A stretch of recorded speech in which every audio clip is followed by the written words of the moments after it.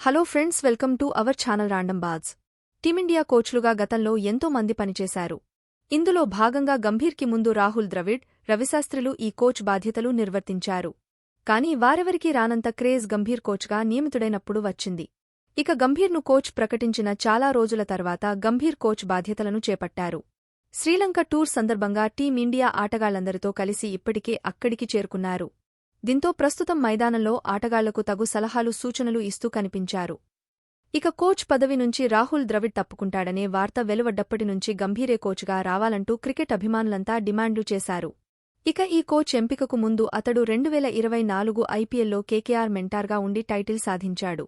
దీంతో అతడినే టీమిండియా కోచ్గా నియమించాలని డిమాండ్లు తెరపైకి వచ్చాయి. దీంతో అప్పటి పరిస్థితులను పరిగణలోకి తీసుకున్న బీసీసీఐ ఫార్మాలిటీస్ పూర్తి చేసి గంభీర్ను కోచ్గా ప్రకటించింది. దీంతో ఇక హెడ్ కోచ్గా గంభీర్ తొలి ప్రస్థానం శ్రీలంకతో పర్యటనలో ప్రారంభమైంది.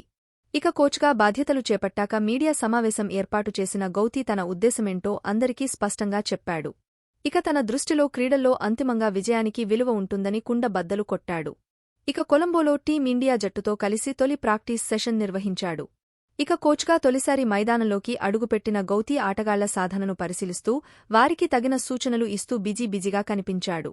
అంతర్జాతీయ క్రికెట్లో అపార అనుభవం ఉన్న గంభీర్ టీమిండియా ప్లేయర్లకు సలహాలు సూచనలు ఇస్తూ వారితో ప్రాక్టీస్ చేయిస్తున్న వీడియోను బీసీసీఐ ట్విట్టర్ వేదికగా ఫ్యాన్స్తో పంచుకుంది.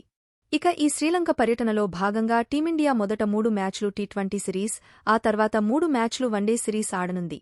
మరి దీనిపై మీ అభిప్రాయమేంటో కామెంట్ రూపంలో మాకు తెలియజేయండి. ఇలాంటి మరిన్ని లేటెస్ట్ ఇంట్రెస్టింగ్ క్రేజీ వైరల్ ముచ్చట్ల కోసం మన ఛానల్ని ఇప్పుడే సబ్స్క్రైబ్ చేసుకోండి.